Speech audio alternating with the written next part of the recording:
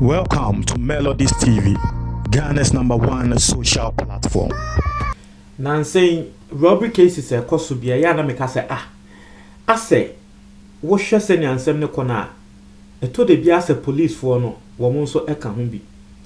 Na ya say obi nipa baako ana baako mienu miense bi wo mo suban tantanti ye de bebo police won na edin bone asemo esi ene say the Central Regional Police Command omache eye police ni bi ye freno eye Lance Corporal Bright Akosa na Lance Corporal Bright Akosa yi say wo ye armed robber obi a wo ye police ni wasanso eye armed robber wone abrantie baako ena tese eye adwuma abrantie ne friend Francis Edu atese wo mo ye adwuma bom wo mo Robin Crofo tese wo mo je wo car no mo akwa akoton ye robewa ne akwa akoton e ba ne say na police for eche Lance Corporal obokro no won kran ha say we are taxi driver bi car Nissan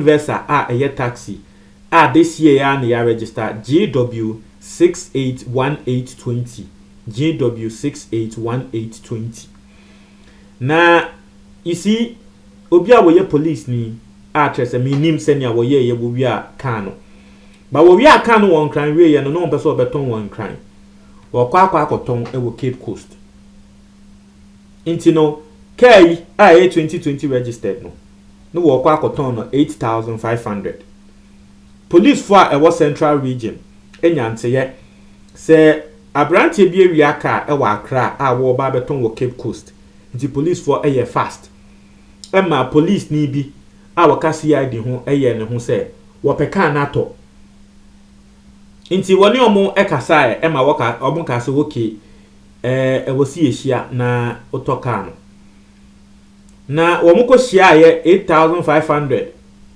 se ni ba ko police ni o omo ya se wo ba betua ka se a pam na police for ba e be che no aban onu no gina hoyi oye police ni na we wi aka efrin crime ba beton wokuma Central Region.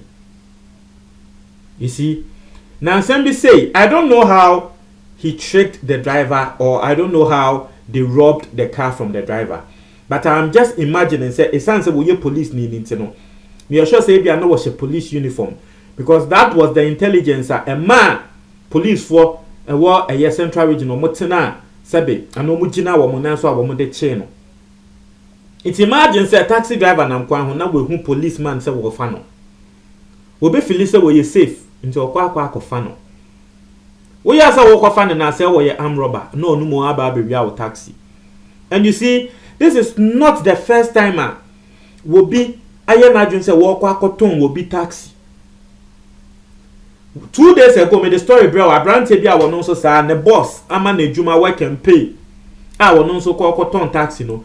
And the question I keep asking is say, into taxi now wo mo kwa akoton no, is it that they sell it with fake papers or what? Because I don't understand. So who ni kan ne ho papers is it na ho koto? So do they have someone at DVL and Nepakono Esha that you fake car papers and more and I said I don't understand. And I need answers. I don't want to accuse people falsely. And I don't want to accuse people wrongly. Say, oh, ebia DVL phone so ka hone ye we. But what should say me ekona? Me kotoka. Na ka na me koto no. Wa ma me papers Me toka no. Because me ka say na ka no then e say me ka. E just o ma me papers. Ka ni so wa kwa akowia. Nti se wa kwa akowia na wo kran ho papers na wo kwa akoton papers no nya wen. Wa na wo forge papers no ana say den. Ka papers nso de. O si den ko forge ne sama ne yeye. Unless ebia DVLA obi eye adwuma wo ho a wo betwe ka papers na ma na wa forge na wo de wa odi na ahye ho ana bibi unless so. E den na ekoso yi. Na won police ni ya che no eni ehun se etuo ekra no. Aside say etuo kra no yesanso hu wi se hye ne ho. aban obi a wo ya aban obi a wo ya aban sikenibre and I keep saying this. Ghana, your security forces no, I don't know, but it needs a complete overhaul. It needs a complete overhaul. Because, masa, when poye die eba bonti an yati no, every single time we yes, robbery case across the police ni bi kan, robbery case across when the soldier ni bi kan, robbery case across the police ni bi kan. Aden. These people, do we do correct background checks on them before? Yeah, correct background checks. I almost once I choose one ana. No, and the answer is no. Because one thing they say, the police forces and the security forces, assembly I'm making are very serious. The police forces and the security forces, no one thing they say, they've become a political tool. In the sense that political party be better na so a what the no nkrofo na ekwa shim. Why? Because the nkrofo na agwa ne manaba. Nti no wo mo aba beda ne political tool. Nti se bi wo bi asabe na nke djuma ne si neni so te se fe won se first no won. Wo hwa a soldiers for tete and a police for tete no omo na nka omo bu adjuma ne pound. Why? Because tete no ne djuma wo ho. Na sa police ni a soldier adjuma no. No wo bi abeso be. Nti so obi e de ne pe e ka se go peso e police a no so yes nipa ko no adjuma no wo na kumem.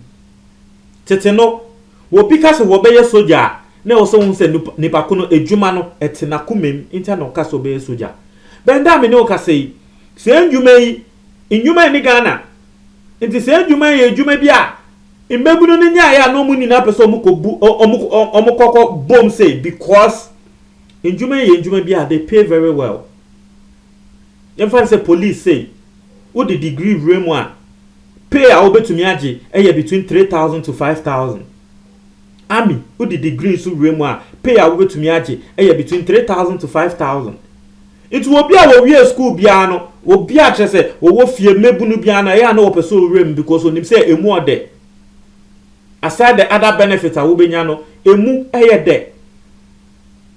But first no na ndwuma bu Ghana intimasa obi wie school a obenya na ejuma papa bia menka say police ni we na ejuma pa but first no obi wie school obekwa konya na ejuma bia enti no won dwen police won kra bende ejuma ni wonti nipa ko no oni edo ema ejuma na kra na still wo person oye because ejuma ni wo me say na nsen si e ka se ye release police forms and army forms and military forms and immigration forms a eya akokoko hwe enkrofo a eto imebuno a eto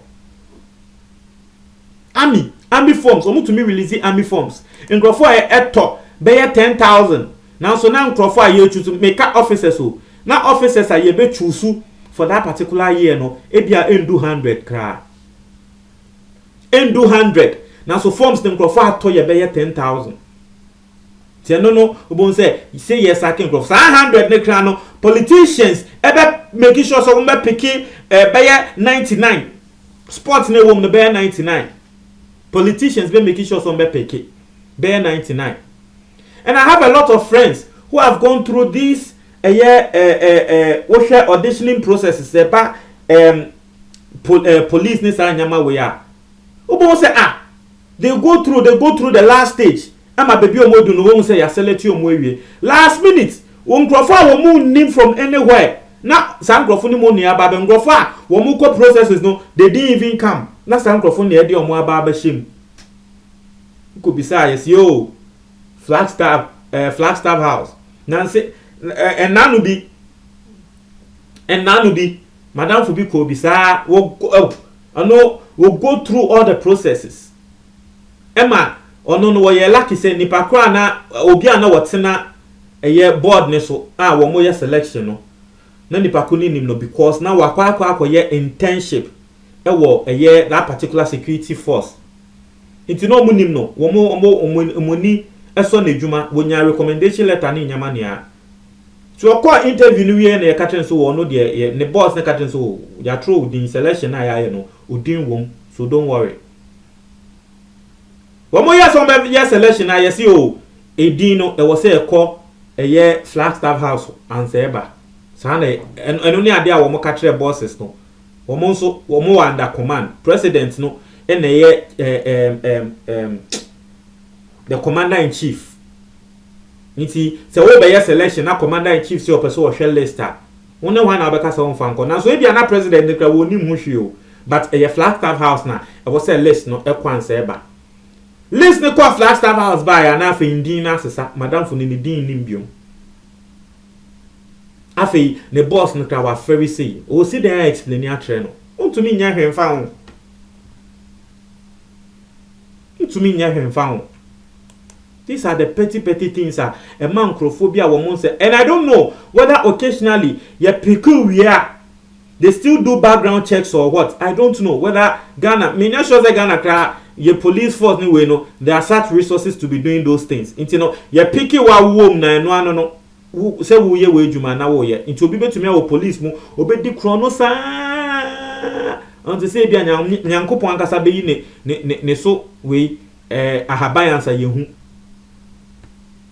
Obed bokro no san say because occasionally meaning see enya background check say say oh say ni say yenye me wadan fu bi ye say wo call police and wo call army and wo call whichever security force e wo Ghana ha say a eni kwan say wo ye tattoo me wadan fu bi and wo ye police wo hwa tattoo a egu ne ho a enya bi ni ti ya na question ade bia me bi say nti ya no ne bosses no mo nkasa na say dey na we brem we nti no inform ho